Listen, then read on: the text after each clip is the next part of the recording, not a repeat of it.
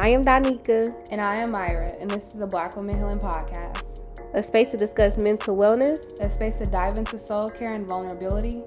Here, we will support you on your journey as you focus on your healing, while also giving you the work along the way. Welcome to Black Women Healing Podcast. Y'all, it's official. We are an Amazon affiliate, and it's only right because our Let's Heal book is offered on Amazon. If you haven't already checked it out, go ahead and click the link in our description and check it out. Help us support you while we support us, while we all support each other, if you know what I'm saying. All right, y'all, check it out. Hey, everybody. Welcome to another episode of Black Women Healing Pod. And today we have always a special guest. We have Jamare. And y'all know we get names right over here, so I had to ask. So make sure y'all know this is Jamare Harris. She's an educator and author and a lot more. We're going to talk about that a little later. But as usual, we're going to go ahead and start off with a random topic. So randomly, right? If you let's say that money wasn't an option, right? If money wasn't an option, what do you think your life would be like if there was no such thing as needing money to do anything? I get asked this so much. I was asked this 2 days ago. For real? Yeah. And like a week before that. Why do I keep getting asked this? I don't know. You might want to think about that because I don't know. That is creepy. And you said it. Usually people be like, if you hit the lotto, if you blah, blah, blah. But the way you said it is the way I've been asked. What, like the 4th time this month? I don't know, Myra. What's that mean? I mean, I just basically said what I would do is I would go to neighborhoods who need help. So my traveling would be to places that need help and probably implement new things to help them there. So if it's like a community that needs a community center, if it's like, you know, how that hurricane just hit New Orleans, I go there and help those people. And then in between, I would spend more time with family. Because I feel like people are basic and always say travel. I travel all the time. So that's fine. I feel like, you know, there's more things I want to do that involve me getting up and doing other things. So that was my answer for the 4th time. Or what is this, the 5th time? Not, I mean, that's a good answer. I mean, I recognize the travel piece, like you just said, of like, you do travel a lot. So that's something that you're not necessarily like missing because of money. And now that when you said family, obviously I'm like, oh, I would be able to come home more because money wouldn't be an option. And I'm thinking if money's not an option, then time won't probably be an option, or not an option. What's it called? Obstacle. Yes, exactly. So a lot of times time is an obstacle because of money, right? So if I have more time, then I mean I could probably focus on, I try my best to take care of my mental health, but I'll have even more time to just like chill out and really focus on me, what's happening inwardly, right? And it just makes me think about spending more time with the people that I love, even just doing things that usually cost money, just being able to be like, you know what, let's go to a play today, right? Let's go to an amusement park and not having to pay for like those types of experiences. I think would be pretty cool. I think mainly my life would just be me experiencing more with the people that I care about in my community. Yeah, I do. I do think too, like pieces of like Myra was talking about, like helping out the community too. Because sometimes once you get to a certain space, it's like I love community work, but I do need money to survive. So I can't do everything. And again, the time thing too. So it's like at this point, I need to get paid for speaking engagements and stuff because like I have to survive. So that would be my thing. So what about you, Jamar? I think all of my grandiose ideas and dreams, as far as like wanting all these different nonprofits and things like that, I would just be able to do those. I have a big passion for women, a big passion for young women, a big passion for young women without their mothers. I grew up without my mother. And so I would just do those things because I didn't have to have the means to do them. And then I would travel more. I mean, I travel, but I would travel more abroad.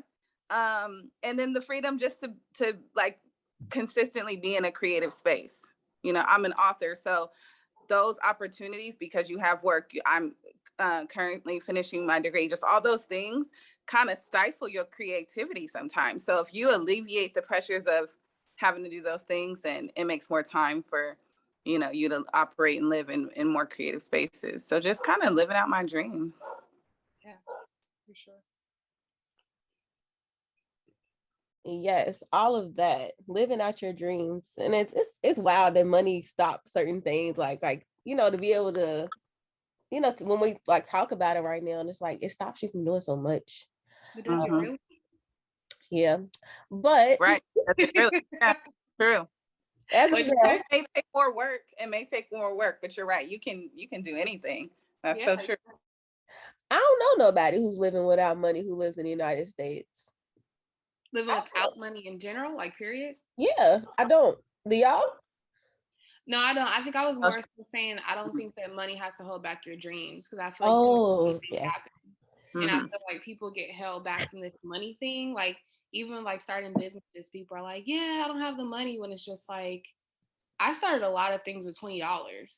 I don't think you really need to have the money. And I've made more money with that $20 that I started with. So I think that you can do anything. Yeah. Hold yourself back. Yeah. It's a mindset shift for sure. Mm-hmm. I feel it. Okay. A little motivation start off. Y'all hear it.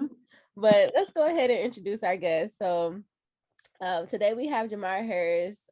She's a mother by day and a Black author, plant mom, and book collector by night. We love to hear it.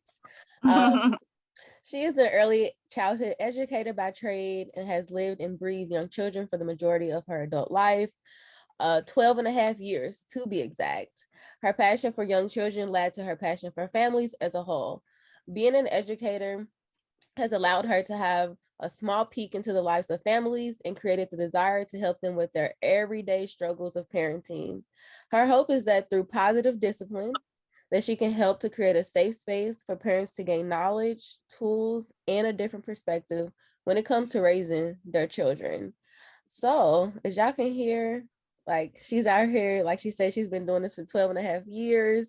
And positive discipline we threw in there. So we're going to start off with, how would you describe positive discipline in a way that is easy for folks to understand? Yeah, great question.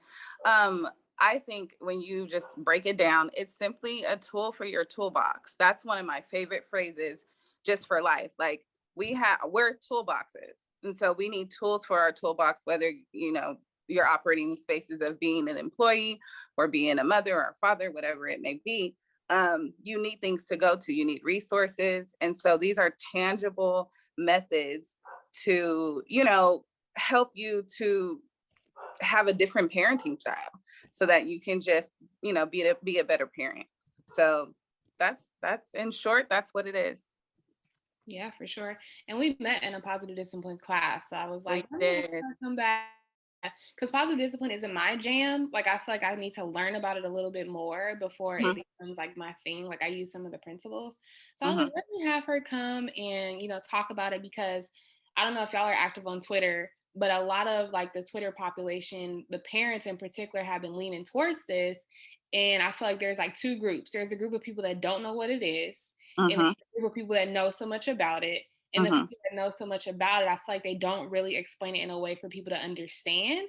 So that's why I was like, let me use this platform for people to better understand it, because that's great. I feel like it offers so much, whether it be how you communicate in the workplace, like you said, whether it be with your children. Like, I feel like we need to know about this more. So especially Black families. So I'm happy that you're here. Yeah. Yes, we did meet in a positive. Can I share that story or no? Yeah, go ahead. Okay. So I just told you this a couple of weeks ago, but that moment that we met has stuck with me, because I think I don't know if this has been everyone else's experience or a lot of people's experience, but Black women, sometimes we're in spaces and we see each other and we don't speak to one another.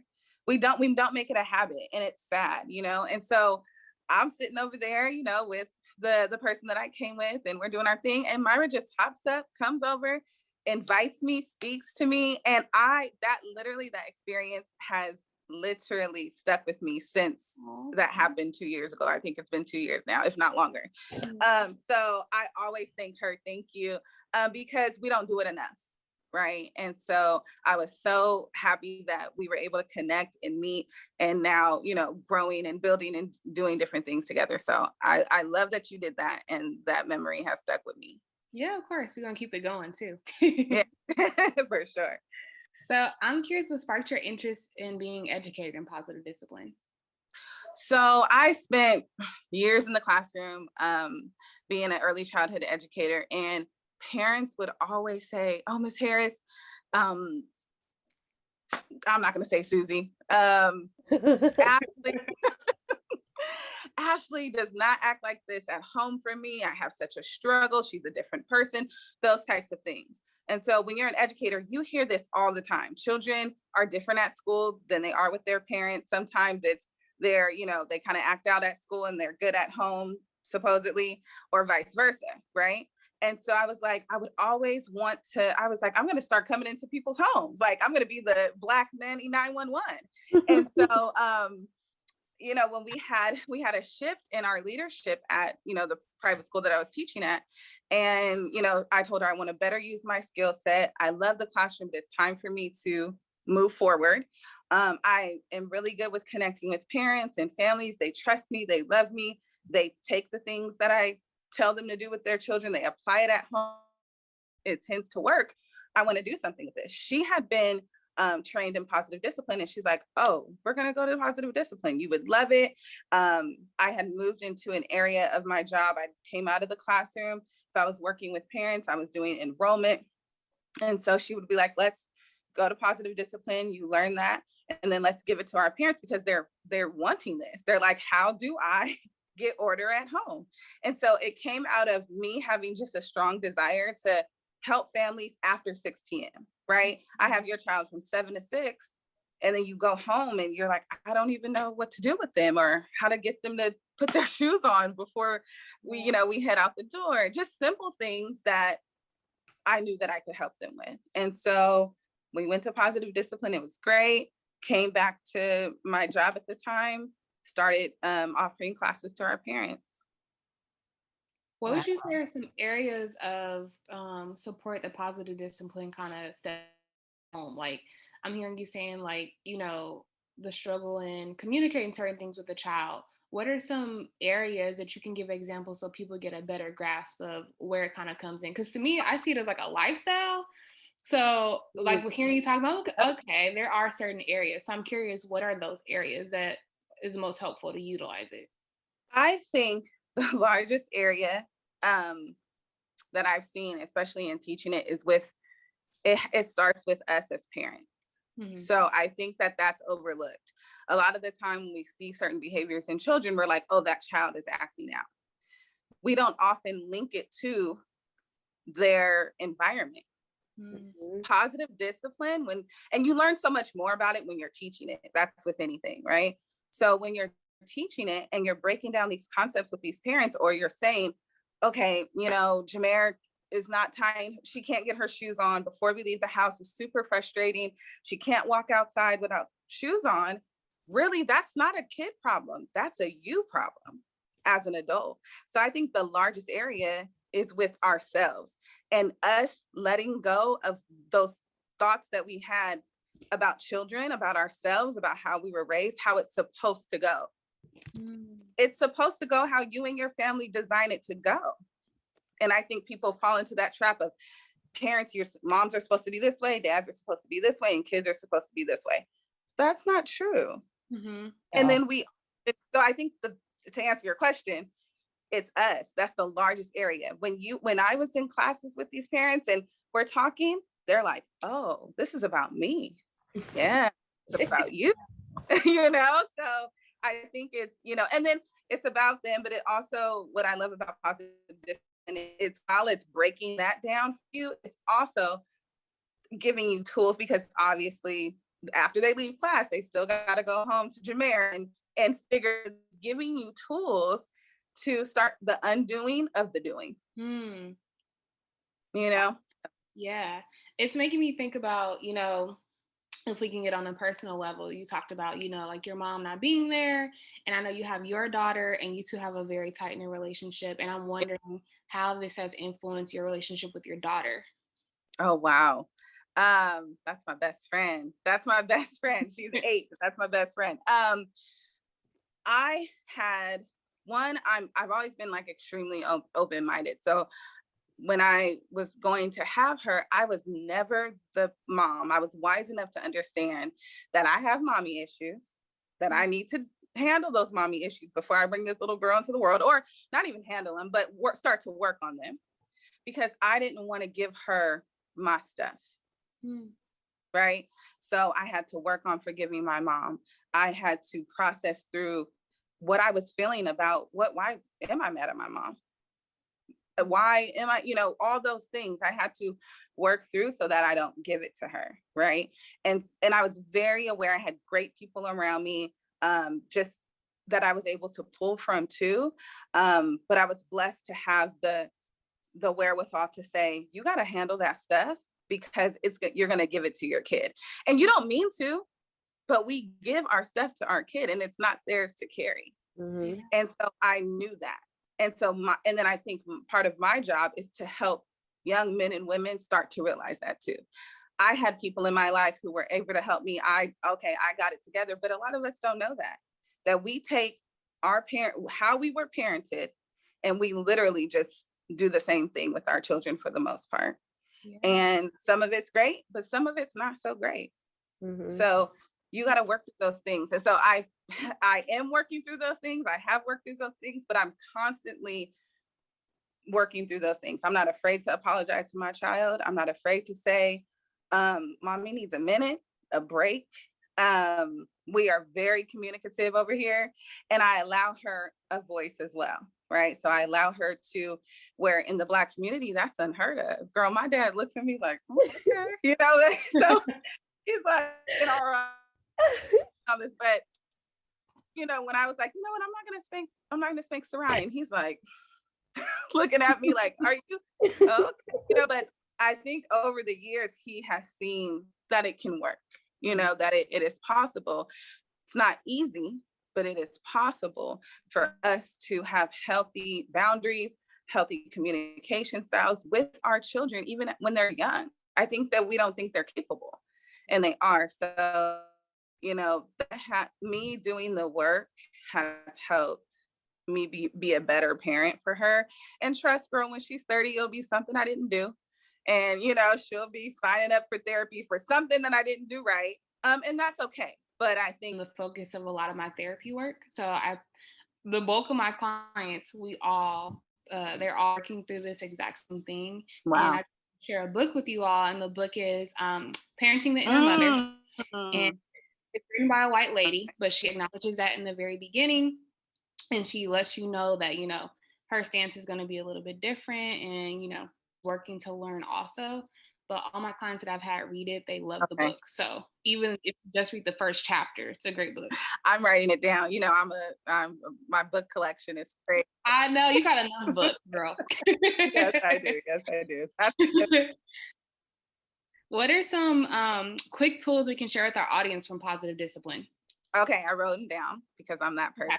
I have 4, and then I have a bonus. I love a bonus. So 1, family meetings, have them. I'm going to kind of go through them quickly, but have them. Have family meetings, include your children. It's important. You are partners with your children. You're not a dictator. 2, do versus don't. Let's start to focus on what children can do versus all the things they can't do. Because it's just a negative connotation around all these things they can't do. Well, let's find some things you can do. It sets the tone. It just shifts the tone. 3, encouragement. Encourage your child. They need to hear it. They need to feel encouraged. 4, positive timeout. Right. So in early childhood education, we don't really believe in timeouts. We don't give timeouts in class. It's not a thing. You can go and have some alone time, to get it together. Positive timeouts are creating a safe space for your children to go and deal with those big emotions that they're having. right? Everyone needs a moment to kind of process. So do children. So don't make it a negative thing, make it a positive thing, make it cozy, put some fun things in there for them to do. They just need a moment. And parents, you need a moment too. So positive timeout. And then of the bonus, routines. Children thrive off knowing what is next and what is going to happen. Yes. Children, particularly our Black children, have a lot of anxiety. Sometimes it's passed down, sometimes it's just their environment. They want to know what's next. Mhm. We as Black parents often are like, well, you don't need to know. Why not? Why can't they know? So routines, let the child know, let it be visible, let them see it, let them be involved in it.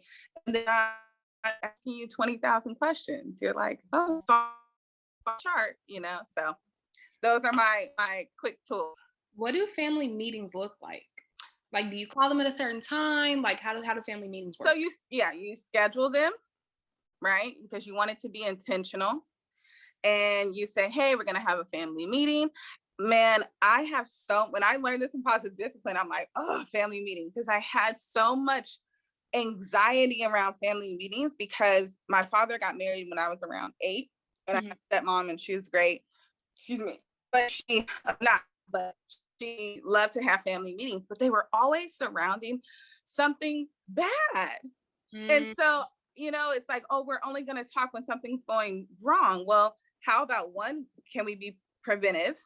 And then 2, can we have a family meeting to celebrate something? Yeah. Right. So I think that for when I first heard family meetings, I'm like, oh, no. Like, I won't be telling my parents to do that. But mind shift, let your children know ahead of time, right? We're going to have a family meeting. It's just to discuss whatever it is that it's to discuss so they can start to process too. And then you involve them. People are like, well, how can I involve a 2-year-old? They can color. They can color on the sheet of paper. You can talk to them. You can still communicate with your children in so many different ways, right? Then when they're older, when they're 3 and they're 4, you can ask them, like, what do you think is most important? Say a lot of people have family meetings around like routines and schedules, if we're talking about positive discipline, because that's a big thing. Yeah. So they'll say, what do you think is more important for before bed? Because what's more important to me is that you take a shower, you put out your clothes, you can have your dessert, brush your teeth, all the things you're supposed to do before bed.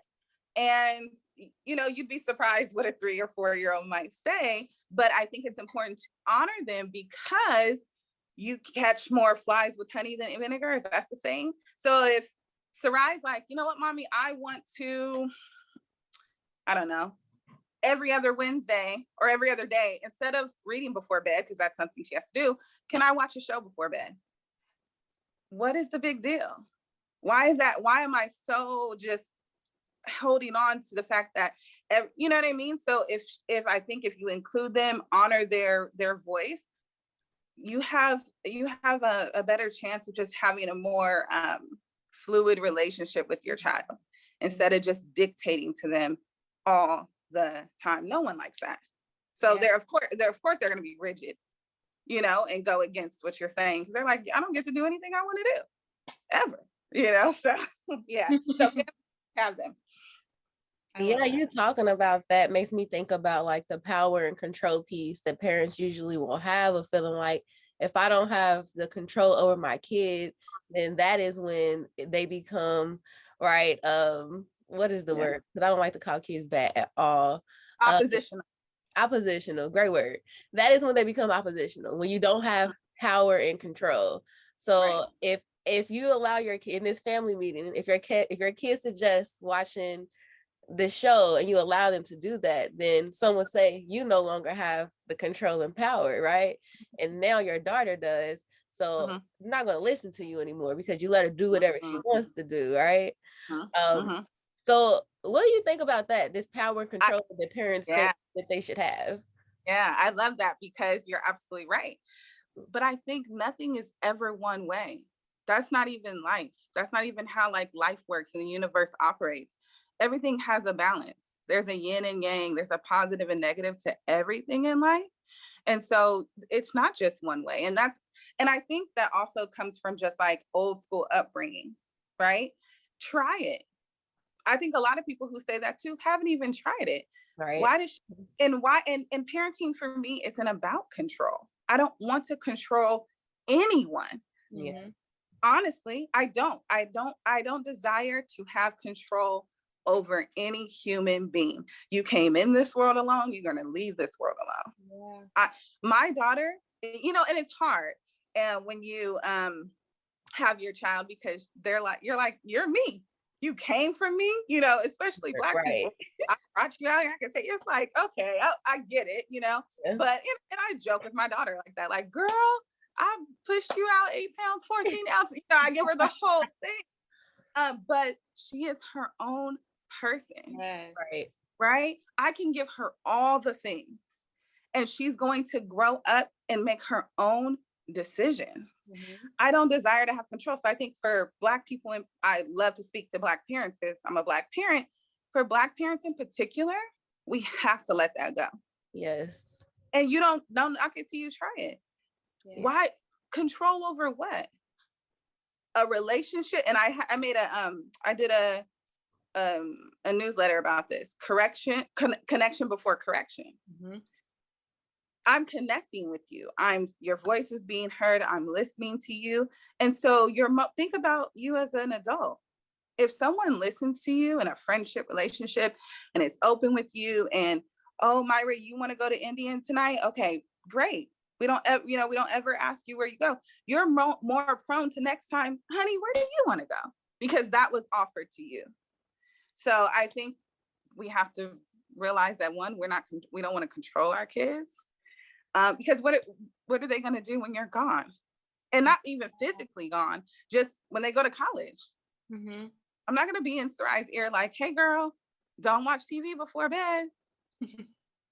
She has to learn those things at this time, at 8, that there's balance in life, that some days I'm going to read before bed, some days I'm going to, and I had autonomy over that. I made my own decision about that. So. You're making me think about this meme that's been going around on Instagram. You probably saw it. And I keep seeing it. I don't know. This episode, everything is like, I'm seeing the same things, hearing the same things. So creepy. Me too, yeah. But anyway, there's this meme that's been going around, and it talks about, children who are raised by strict parents.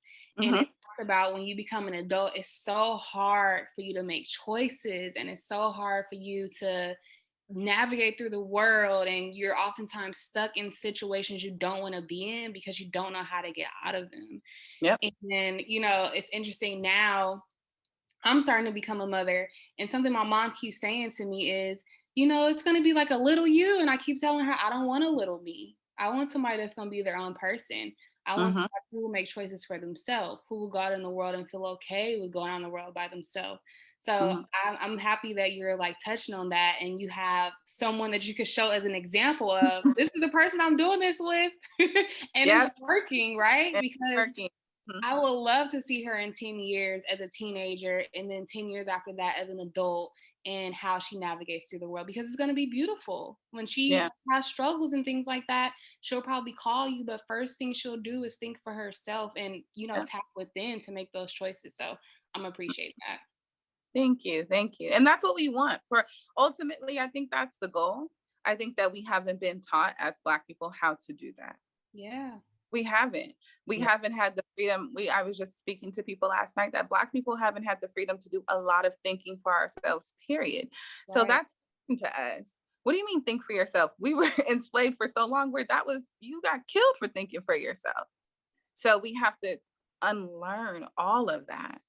Yeah. Wow. Yeah. No, it's most definitely, it's powerful, and it's so interesting because I feel like that question is the opposite of the next question I'm about to ask you, which is, I've heard people be like, I wouldn't be where I'm at without the punishments, the whoopings, all of that. And so sometimes you hear that. So I mean, and this is an open question for you too, Myra. Like, what are y'all personal thoughts on these types of comments of people who have received like these punishments and I guess negative discipline, right? What would y'all say about that? I never got whooping, so I mean, I got one, and my mom was like, the way that you hurt like that, I would never want to hurt my child in that type of way. And my dad never whipped me. How old was you? Sorry, how old was you? Like 7. So you remember it? Oh, I remember it because, because I was grabbing all types of belts and she said, you know what, an extension cord it would be because you grabbing these crazy looking belts. Wow. But She's I grabbing the remember, skinniest one. right. But I remember from there, I mean, my mom is not the perfect parent, granted, but I remember from there, my mom having conversations with me and finding other ways to discipline me. And I remember trial and error. Like, I remember I had to copy from the dictionary till I got to B, like trying things out. But I only got that whooping. I never got any other whoopings. And from that, I feel like I came out perfect almost from my childhood. So I don't plan to whip my child because I had that. I didn't get that. Yeah. Well, I was spanked. Okay. Me too. I was spanked. My father, he didn't spank me. I probably can remember one time he spanked me, and he never did it again. And then when he was married, my stepmom did spank us because we were being raised in a Christian home. And that is, kind of status quo, right?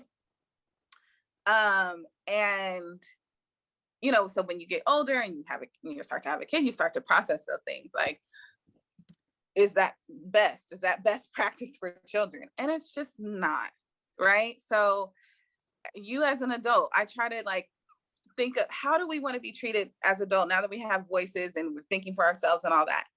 Okay, now bring it back down to a child's level, right? Myra, if I want to communicate something to you, am I going to hit you? Right? No. So I have books to share with you guys at the end, but one of the books is All About Love by Bell Hooks. Oh yes. And she talks about, so to answer your question, first of all, no, right? I don't think spanking who hit us to get in line? Our slave masters. So we're carrying that on. Why do I want to pass that on to my child? But we're only doing, and I'm very gracious with people. I give a lot of grace because I understand we're only doing what we know. Yeah. We're not trying to, for the most part, we're not trying to hurt our children. We're trying to get them to listen, get them to fall in line, save them from the world, right? That's what we would say. Like, I'm going to correct you here because when you get out there, you can't talk crazy to that cop because you're going to get killed.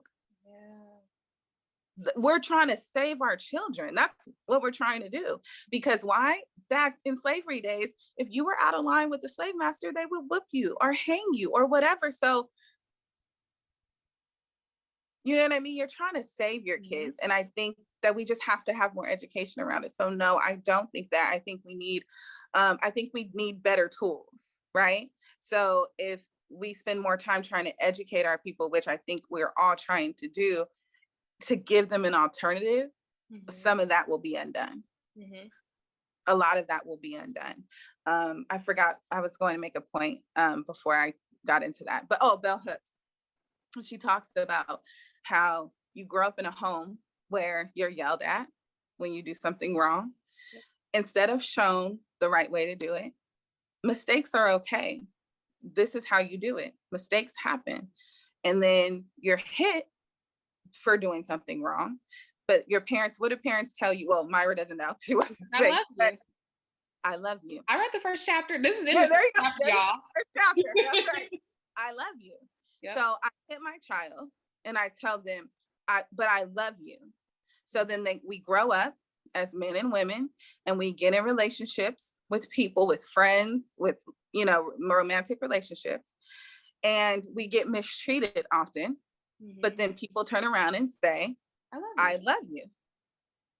And then you're sitting back as a parent like, well, why did you let that man put their hands on you? Or as a man, why did you let that woman put her hands on you or mistreat you or do these things? And you don't know why, but it's because that's what you did as my parent. Yeah. We're not ready for that conversation. We're not. I think that we forget that oftentimes our childhood is the foundation of how we navigate life. And while we want to unlearn things, we want to relearn things, some things happen unconsciously. So like how you're saying like about these relationships, these things happen unconsciously. So we can't look and say, why are you in that relationship? Or why do you let that happen? the answer is going to be, I don't know how to get out of it. It's because of the foundation that you were taught. It's right there, but it's not easy to admit that. No. Nope. Yeah. I think I think it's weird. I think it most definitely is, like, obviously the positive discipline side of it, the not hitting your kids is in my opinion, the better option. But you do have those who, even with the positive discipline, they're still going to experience, or sometimes you'll meet them and you like, you hear like you need a whipping type of thing, or because sometimes like people are going to turn out how they turn out type of thing, right? So like I got whippings. When I look back, I don't like certain things, I don't link to it, but do I think it necessarily helped me? No, I think I would have been fine without them. You know what I'm saying? Like, but for me personally, I don't think that, like, I don't have like the traumatic piece of it.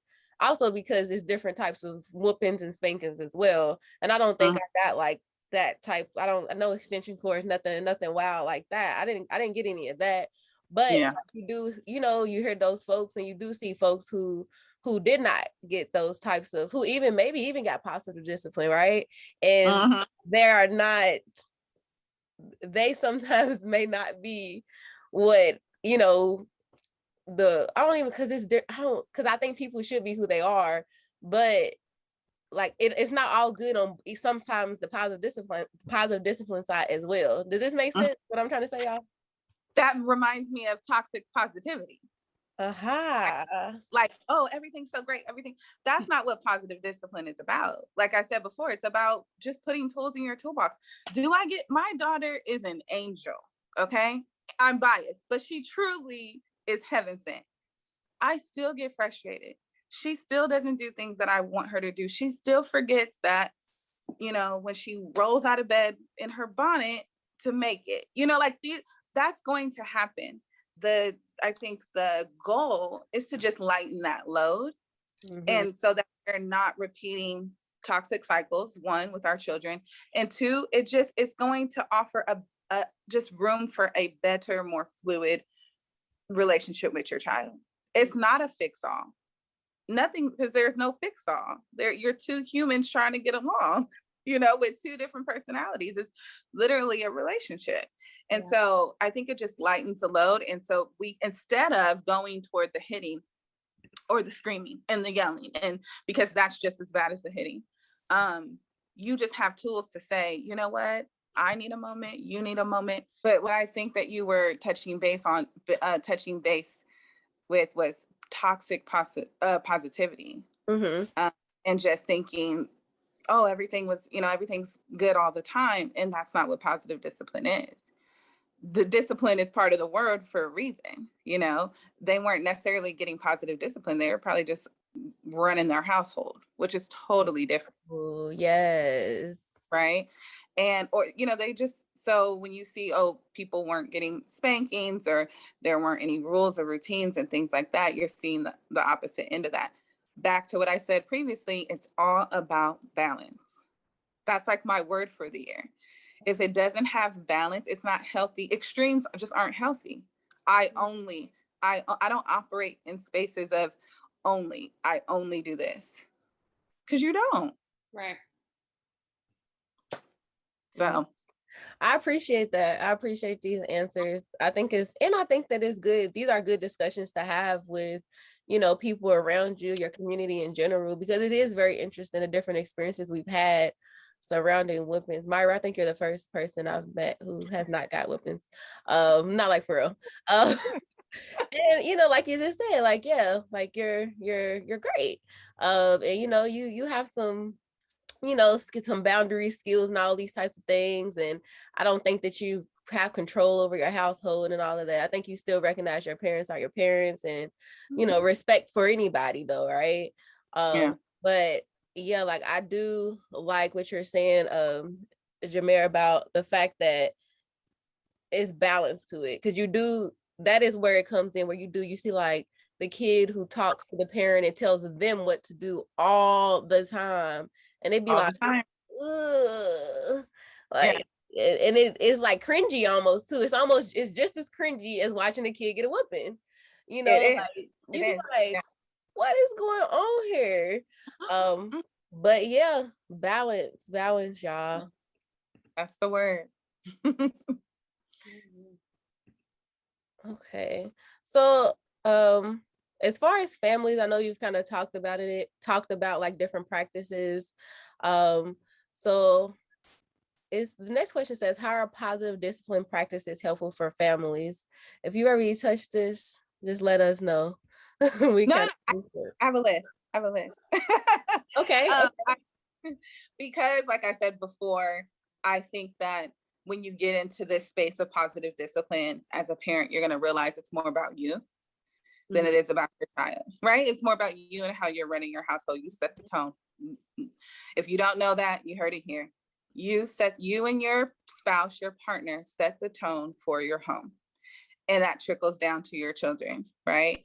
If your children, okay, so let me answer your question first. I can get on a tangent. One, it's a safe place to vent, right? When I had my group of parents who were taking positive discipline with me at base level, they had a safe place to be like, I did spank my child. Am I a bad parent? And then we're no. And let's unpack that and let's give you some tools, right? So it's a safe place to vent. It's also to let parents know you're not alone. You're not on an island by yourself. You're in a village. And yes, kids talk back. They throw things. They, act out, particularly in public. You're not alone. I think parenting can feel isolated at times, especially if you have a child exhibiting very big behaviors, but very big emotions. You feel alone. So it's a chance to say, look, you're not alone. We all go through it. Self-reflection. Turn that mirror on yourself. Why do you do the things you do? Why are you parenting this way? Are you parenting out of fear? Are you parenting out of, that's just how my mama, raised me, and so that's how I'm gonna raise my child? I'm big on being very intentional. Why do we do the things we do? We don't know. We just are on autopilot a lot of the time. This is how, that's how I was raised. So that's how I'm going to raise my kid. So I think if we take time to sit down and reflect and someone's asking us those questions, we can start to kind of piece things together. And then the last thing, I've said it this whole time, tools in your toolbox. When you get frustrated, this is what you can do. When your child isn't, meeting your expectations, this is where you can go. These are the tools that will help you in these areas of your life that can have some growth. So those are the things. Yes, thank you for that. Yeah. As we wrap up, I want to ask, what are some takeaways you have for our listeners? Yes. So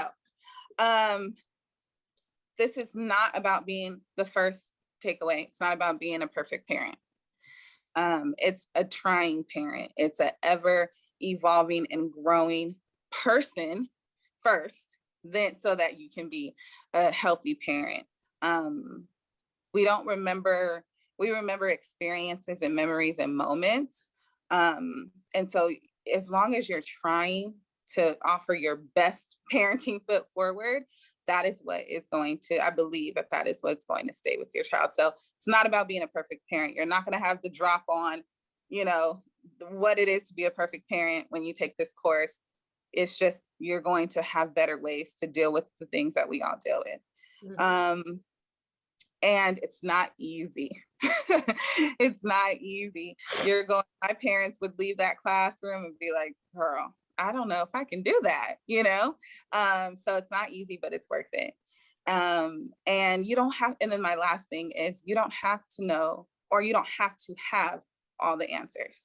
Yeah. I think a lot of our frustration as parents is like, we feel like we have to know all the things. Allow your child to teach you. Allow yourself to learn and be teachable from other parents who are doing it like you want to do it. You don't know everything, and it's okay, right? So I think those are the things. And a bonus question. So yeah, you learn positive discipline and applying it again to your life, what's been one of your favorite things that you enjoy doing with your daughter that you kind of made into like a habit? Our routines. Okay. Yeah. So my daughter is very type A. She's an Aquarius, very type A, very type A personality. Very, what's next? What's next? What's next? What are we doing? I thought we were going to Target. Oh, we're not going to Target, but you said. And I am like, Miss, like, go with the flow. Oh, we're doing this, we're doing, and she's like, honey, no, what's going on? What's on the agenda? So I have certain expectations just for how she keeps her room. I'm homeschooling her now. So, you know, I'm trying to be more flexible and fluid with that. So what I did was, there are negotiables and non-negotiables. When you wake up in the morning, I do expect you to brush your teeth, wash your face, get something in your body, make your bed, make sure your area is peaceful and ready. Here's what you have to do. You can do that in any order that you want to do. Right. So I think for me, building a routine with her, because she's my partner, has been just the best thing for us in this space of being home for this year and a half. And then our new adventure of homeschool. So nice. Well, thank you for sharing that. That's beautiful. Yes. You told me to have homework too for the parent. You most definitely, this is your time to shine. You go ahead and give that homework. I love homework. Me too. Homework. So yes, give it. Myra, you listening? Tell these parents. Okay, you're so funny. Homework assignment is to have a family meeting with your children, and base it around something positive, right? Just have a family meeting to say, hey, we're going to be having family meetings. What do you want to talk about? What do you want to, just connect with your children outside of the things, outside of going to Disneyland, just intimate time connection with your children. That's the homework. And a challenge, which I'm working on with my sister, is trying to go one day, this is for parents, without complaining. Just operate in being grateful. One day, and it's hard because we're so used to just kind of spewing out different stuff. So one day without complaining. That's my homework. I love and I have a book list too, but we can add that later. But I have books my book recommendations. Yeah, you mind sending them over? I'll send them over. I'll put it in the description. Yeah, we'll do it that way. Yeah, no, those are all great. I think they're even great for I'm over here thinking of especially the one of taking a day to not complain. I'll do that. You're like, I'll do that for myself. I can take that one. Yeah. No, these are great homework. So hopefully we have some people who try them out and reach out, y'all, and let us know how it goes. Yes, please. We love feedback. Yes. Well, thank you so much. I love this episode, and I'm really glad that Myra reached out to you because this is a very, very, very important conversation. And I do think that it impacts the Black community, especially. So I know we just getting a taste of it, but I'm hopeful that people who are listening can really have some takeaways. So thank you.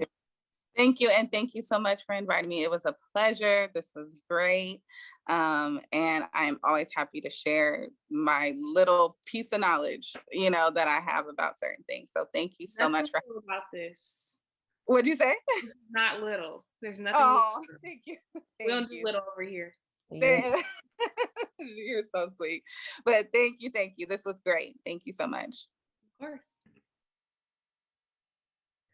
This episode, y'all, I don't know about y'all, but it's reflective in a good way, in my opinion. But I mean, I don't know, the thing when she talked about slavery and the piece of not having control and y'all talked about decision making and stuff, I don't know, it just really made me start thinking. I start processing dang, that is true. And it made me think too, did our ancestors before they were enslaved folks, did they get whoopings? And you know what I'm saying? It made me think about that too. Even before then, right? Where did whoopings come from? Where did that come from? I don't know. This is me being reflective, y'all. But Myra, what about you? How did this hit for you? You're making me think about, because I never really realized I haven't had whoopings until we started talking about it, and I was like, wait, I've been threatened to get a whooping, but I've never really had one besides that one. And it's making me think about how, different household scenes go different ways. And so thinking about my dad, my stepmom, them raising brothers who didn't have whoopings, right? And thinking about my mom raising me and not having whoopings, we are completely different people. Like, my little brother is the kid that says stuff to the parent, and us Black people be like, oh, hell no, you need to whip his ass. Like, he's that child. Whereas when you look at me and my mom, it's the complete opposite. So it's just making me think about positive discipline needs to come into more homes, and just people being reflective of how they're parenting, because you have these kind of similar situations of no whoopings, but the way kids are raised and the way they respond to their parents, I don't know, that just really stood out to me. Yeah. So would you say, I mean, sorry to get a little personal, but would you say that, like, for your brother, he's got the piece of that Jamare was saying of, like, there's no balance there, where it's just all kind of like he's kind of in control of everything? Yeah, so we can get personal, I don't care. But when it comes to me and my brother's interactions, you would think I'm the parent because I use positive discipline on him. So he respects me. I've never had to whoop him. When it comes to like him being disciplined, I'm the one who disciplines him. Well, both of them. I'm the one who disciplines them. Like, their parents don't. And so, yeah, Huh. something to think about. Yeah, no, most definitely. So would you say your mom is the difference in your life that made your childhood different? Or your grandmother too, probably, right? Yeah, I would say my mom and my grandma, because my mom reflecting on her relationship with my grandma. And then my mom also, like I said, like, my mom wasn't the perfect parent, but I think she tried things out. There is trial and error. There are some things, that we're still working through. But at the same time, I could never say, like, my mom ever had to beat me or whoop me or anything like that, because we were able to have conversations. Not to say all the conversations were the greatest, but we oftentimes talk things out, or she figured out other ways to discipline me. Yeah. I love it. I love it. I love it. Yeah, no, it's pretty cool. It's pretty cool when you get to be reflective, and also you get to grow and you get to learn. Like, that is always the hope. So I mean, shout out to all the parents who are just these trying parents, as Jamare just was talking about, like, trying parents. It's no such thing as perfect. Yeah, So just I agree. keep trying. I agree. Yeah. So I wanted to share something with y'all. People always ask me, what is this book I post on my story? So I'm gonna just tell y'all. It's called Black Pearls. It's daily meditation, affirmations, and inspiration for African Americans, and it's by Copage. And some of them hit, and some of them I'll be like, yeah, no, they could have saved that. But I really like today's reading, and the theme is flexibility/purpose. So the setup of the book, it has a theme, it has a quote by someone, and then they have a passage, and then they have a challenge. So, like I said, flexibility/purpose, and the quote is by Malcolm X, and it's by any means necessary. So it says, by any means necessary means just that. It means being, by turns, intensive, rude, obstinate, bold, reclusive, willy, if the situation calls for that. By any means necessary means you don't always have to be polite.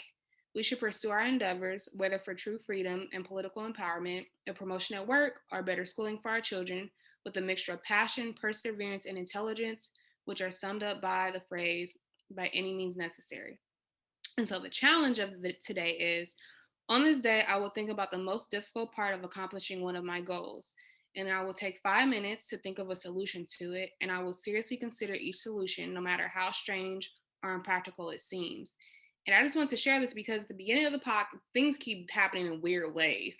In the beginning of the podcast, I was talking about how, people often feel like money holds them back from their goals, which I don't believe is true. And so in the middle of the podcast, I was like, I wonder what my little proverb is for today. And I feel like this is directly in line with it. So take with this what you will, but I think that it's a great way to just take some time and reflect. Cool. What's the book called again? Black Pearls, Daily Meditation, Affirmations, and Inspirations for African Americans. I'm ordering that. And the book is only like $4. So it's only $4? Because it's little. Oh. Yeah. It's a little book. Yeah, no, I love that. Okay. Most definitely gonna put that in the description as well. So yeah, I mean, anything else, Myra, that you want to touch on? Nothing I can think of. Yeah, I mean, as always, continue to follow us and subscribe and support. If you haven't already, got you a glass mug or our Let's Heal book. It's usually in our description, so always feel free to check that out to add to your catalog. And yeah, we will be back next week with another episode. So y'all, we have to shout out our friends over at Fievre. We are officially a Fievre affiliate, and I love Fievre because you can literally go to them for any type of project you might want to work on, whether it be if you need a new logo, you need help with the resume, you need help with social media, they help you over there. So go ahead and check out our friends over at Fievre. That's 5ERR. So 5 with 2 R's at the end. So go ahead and check them out with the link in our bio and tell them that we sent you.